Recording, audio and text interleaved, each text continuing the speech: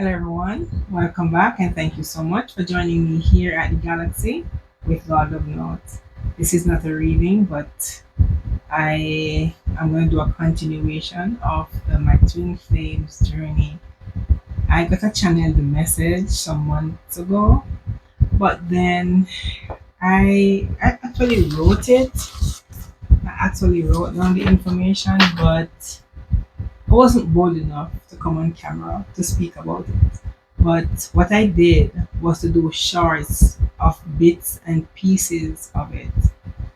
Anyways, um, sometimes when we meet people, we believe they're gifts from God. We naively accept them into our lives and believing, oh my God, this got to be right, this got to be true. But the fact is, that person is meant to teach us lesson, but we can't see because our eyes possibly wasn't opened enough to understand that these are lessons we're supposed to learn. So we'll be open emotionally, to people, talk to them, let them know your business, and or vice versa. You believe that they're telling you the truth about their life while you are pouring out your life to them. But these people just want to know who you are, your weak spot. They can only know by you telling them where you're gonna fall short.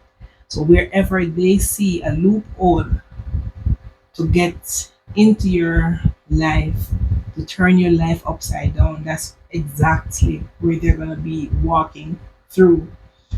All right. So this twin flame I had, I really don't want to talk too much about it. It is so gross. Well, I haven't heard from him. 2 years passed. Well, my spirit guide actually nudged me to give him a call. I called him. He picked up the phone, of course. Finally, after 2 years, you know, I said to him, "I'm not sure if you know who I am, but I know who you are. I know exactly who you are." And he turned to me and said, "Who told you? Your angels?" I said, "Yes." He did not say another word. I said, "Yes." He told me to call you. So I'm here. That's my reason for calling. And he was like telling me some issues that he was having and stuff like that.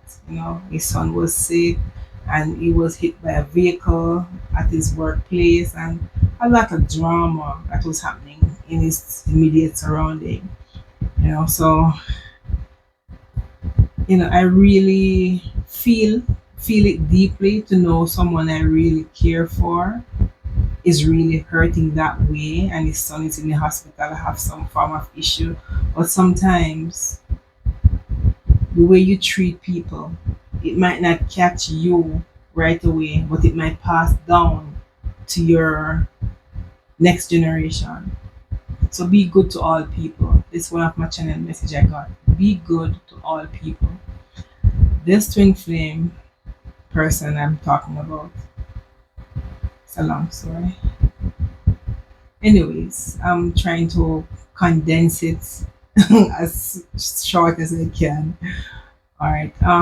I told him I was attacked spiritually, and he behaved as if he didn't know what I'm talking about. But at the end of the day, whatever attack I was getting was coming from his end. It was his end. Whoever he had in his circle, because remember, 33 years, he called me on the phone, never seen him, never behold him again. So all this conversation we had was over the phone. He's not in the US, he's still in the Caribbean. And we just phone conversation we had. So we never behold each other eye to eye. I mean, in person. After all these years, since I was 15, I've never seen him again personally. Yeah, so to make that clear, he's not even in the US. I'm in the US, he's in the Caribbean. So, yeah, whatever attack, whatever I think he pillowed talk about me and my life and, how fortunate I am and all of that, because really and truly, I don't see myself as fortunate. But people will look at your life and see you shining and believe, oh my God, she's eating out of golden spoon. And the golden spoon, they don't know how hard you have to work to get here.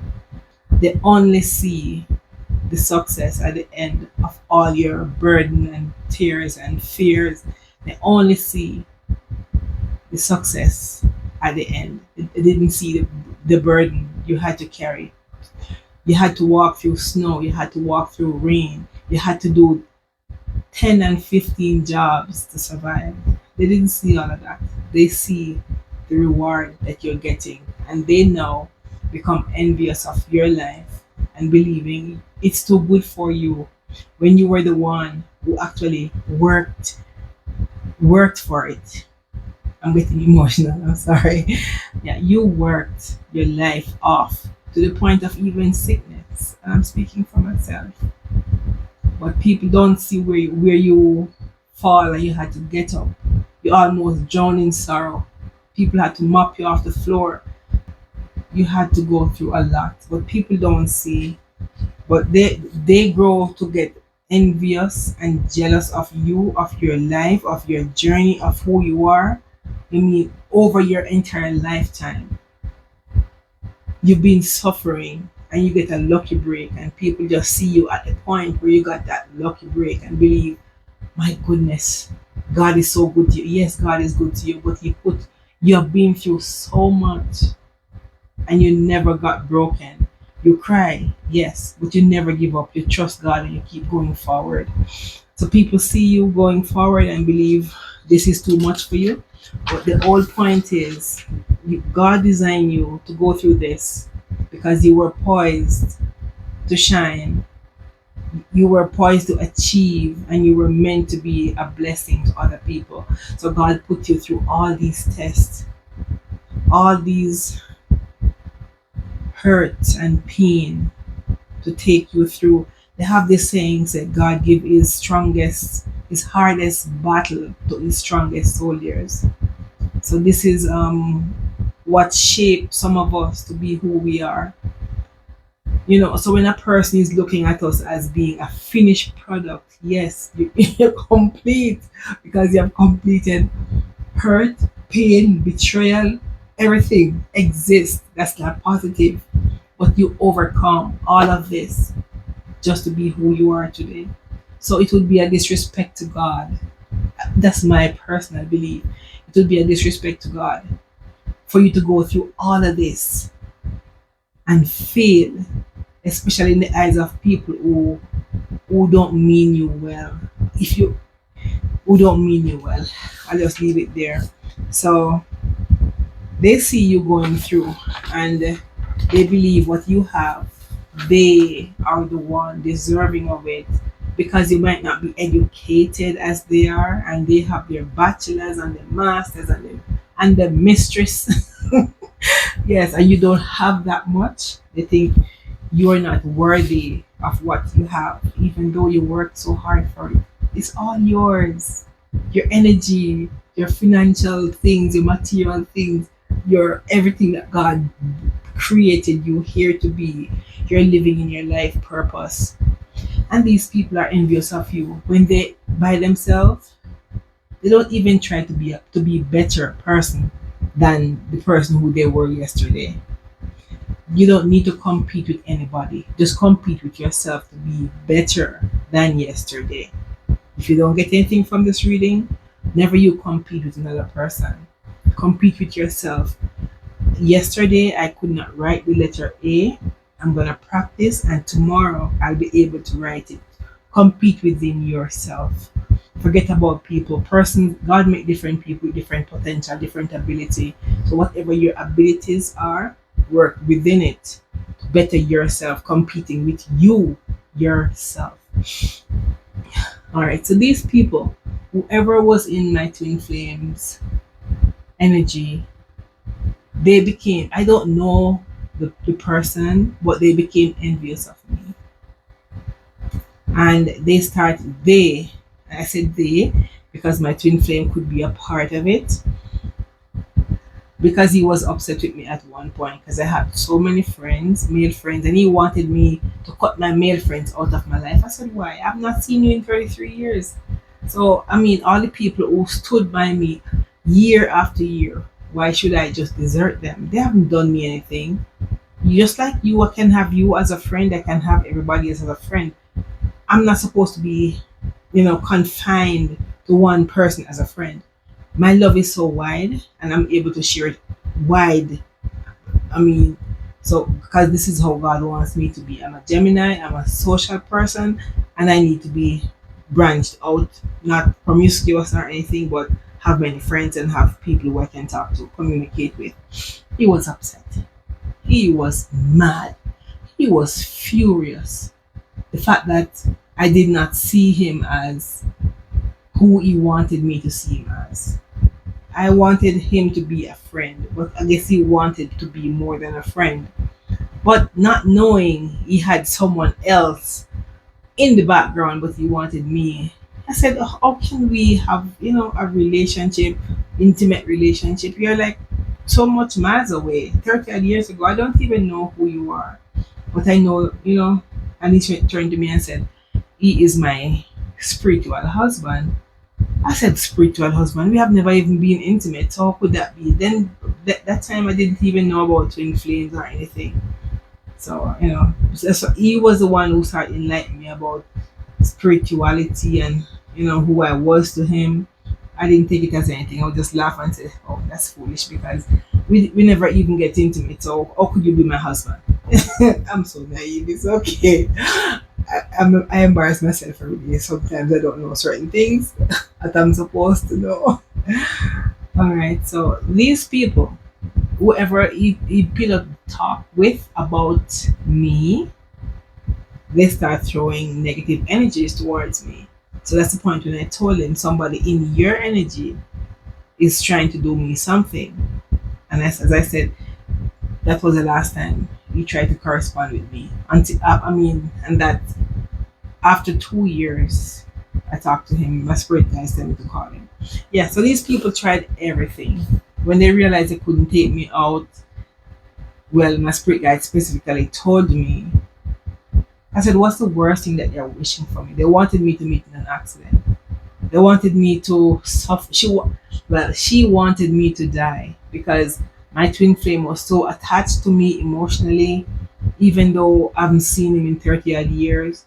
But he was so attached to me with the point where she feel as if she didn't have a chance of being with him if I'm still alive. So she wants to get me out.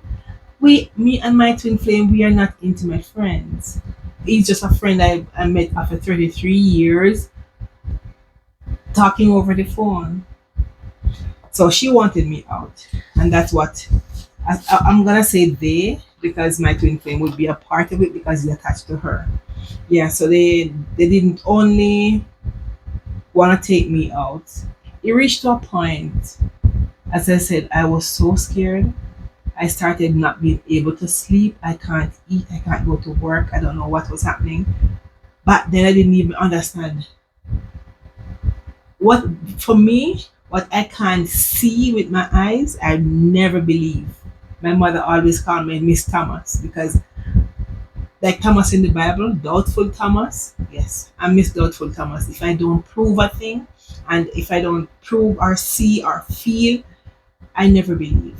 So God put me in a position where I have no choice than to understand, hey, this is your time. This is your spiritual awakening.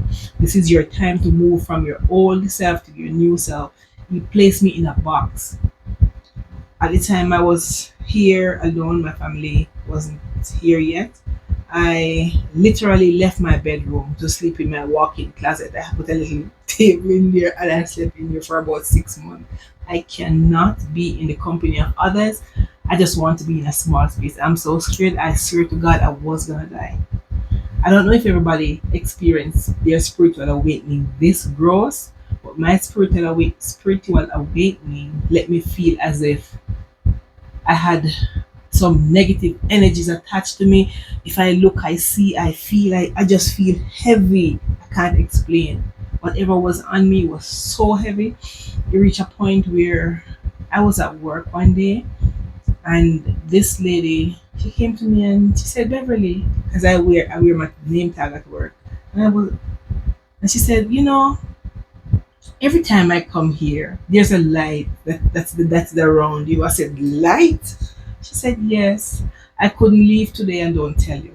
But there's a light that is around you every time I come here. I said, wow. She said, you're being watched. And I just smiled and I was like, cringed, like, what is this light that's around me? And I'm like really afraid at this point, not knowing what this light was. But no, I figured it was my angels protecting me. They had a light actually shining, protecting me from this energy that was surrounding me. And I never have a clue what this light was until they told me. You reach a point also where my car, I have a, my car is able to pick up. I have some shorts and some videos, maybe previous videos that I post with my car literally picking up energies of my angels in front of the car. I'm not the only person sees it. My children are in the car when I pick them up from school. And I say, Mommy, somebody's in front of the car. When I look, there was nobody. The camera picks up an energy that actually teleports from in front of the car as soon as I parked. And I asked my angels, they said, he tell me the one by name, it was a particular one. He went with me to school to pick up my children and he was back. And when I parked, possibly he just left for a while. Yeah. There are so many of my videos if you watch it. So at this point I realized there's nothing gonna happen to me. Me at this point, my angels, my spirit guides, they're all here. They're protecting me. They are protecting me. Not just me, all of us. But when you have a purpose, and a person is trying to prevent you from doing it, these people actually want to put me in a box. Actually, my twin flame asked me, Beverly, you think if we become friends, you think I would place you in a box? I said no. But I didn't even know what he was asking. But he asked me, this is like witchcraft. These people ask you exactly what they're doing to let you to pick your brain to see what you're thinking about them. So he asked me if I think he would place me in a box. And I said no, no. Just shake it off like nothing. But when my spirit guides actually told me that they were the one, maybe not just the woman, but my twin flame realized I have friends in my circle who I consider to be important to me. He wanted me to be isolated from people, friends, family, and be placed in a box. The box was literally my closet where I went for 6 months, possibly, or maybe more. Couldn't. This is painful. Trust me. But for at least 6 months, I'm not able to communicate with not even my children. I couldn't. I call them, but I can't stay long. My energy is just so much drained to the point nothing entices me than just wanting to be myself, be by myself, just locked in that closet, not wanting to go to work, not even wanting to eat. I love. If you watch my earlier video a year ago, you see how different I look comparing now because I was so stressed out. I thought God I was dying, but it wasn't my time. God wanted me to be here to explain to you all how strong people, negative energies can be. But even though they think they are strong, God is the strongest. God is the strongest power exists here. So they put you in a box, believing. But I'm a person who like to be by myself anyway. So putting me in a box is just letting me understand myself more, loving myself more, knowing I have nobody around me. I'm not out alone in this world nor in this house, but I was so lonely. The worst part is I was so down. I was so down. Hmm. So first what he did was ghosted me. He didn't even just ghosted me. He I'm actually He left me in a state of confusion, in a completely confused, not sure what I did to him. What did I do wrong? If I did something wrong, why can't we talk about it? Because I really like this person, and I really never expect for him ever to be out of my life again. After 33 years I've been searching for him, I think we would be friends, Bonnie and Clyde friend like that. You have my back, I have your back. So I was left confused, sleepless nights. I wonder, what did I do to him? I said to myself, maybe, what if he doesn't have any minutes on his phone? I said minutes on his phone. And I realized he still didn't call. He received the minutes on his phone. He didn't call. So I said, I called. He got my message. He got my text. He didn't reply. I said, one day if he doesn't have any money, I sent money to him to figure out, maybe because I didn't do anything wrong. A person can't just tell you you're not supposed to speak to other person, just vex with you because you're talking to other people who you have in your life all your life. You just meet this person. So he collected the money, and at the same time, he didn't even call back to say thank you. So I said, hmm, okay. I start watching the trend now. So when that was not enough, the place, when they ghosted you, they do whatever low energy to put you in isolation. They isolated me. I was isolated because of them. I have to say them because it happened from my twin flame end. Um, they wanted me when that was not enough for them, between him and the wife or him and the sweetheart, whoever they are. They wanted me homeless. They want my finances to be unbalanced. They want my family life to be unbalanced. They want everything about me to be crashed. This woman was so jealous of me, and I don't know her. Even to this point, I still don't know her, not talking to my twin flames. But it's just in recent times, those negative energies are actually lifted. So where I can feel like myself again. So they put burden on my shoulder. They let me feel as if the world is closing in on me. So they paid people because they're not able to do it by themselves. They realize whatever energy they are sending, I'm still not dying. I'm still surviving. So they step up their game. Oh my God. They even try to block me from being healed from the pain. When I say pain, uh, it's not, the pain is so emotional till it becomes physical. That's the only way I can explain it. They try to block me from new relationships, from new business ventures. They try to sabotage me in every way. But guess what?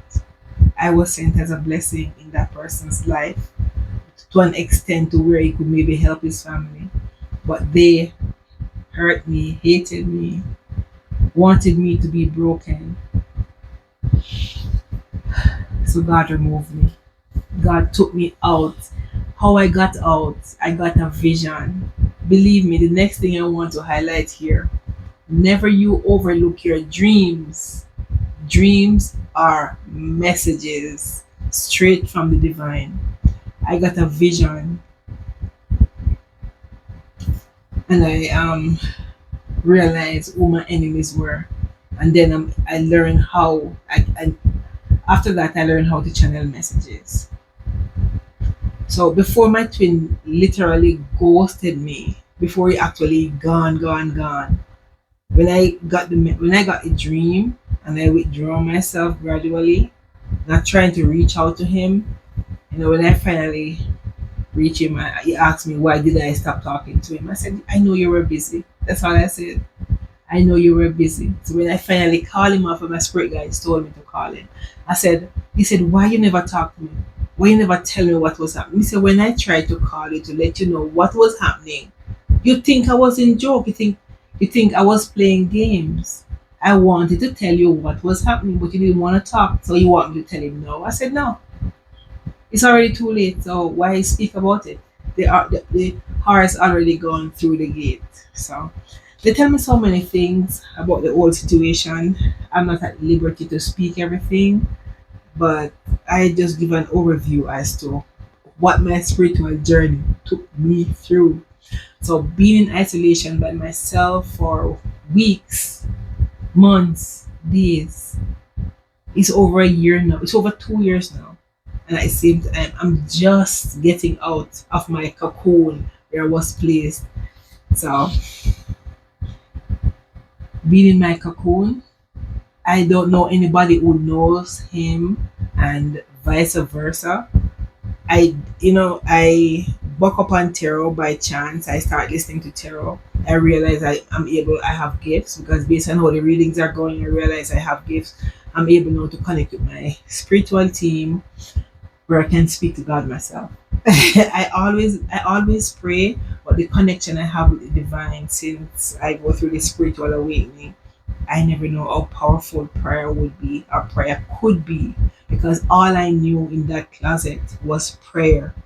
I prayed literally I couldn't eat. So it was prayer and fasting. I took a bottle of water with me in my closet because I'm not supposed to get out. I was locked. I guess they throw away the key. I was locked in that place for months. So locking away and a person who is an empath, you just all you did was to go within and find the divine. So that's exactly what I do. So I'm out of the cocoon I was placed in.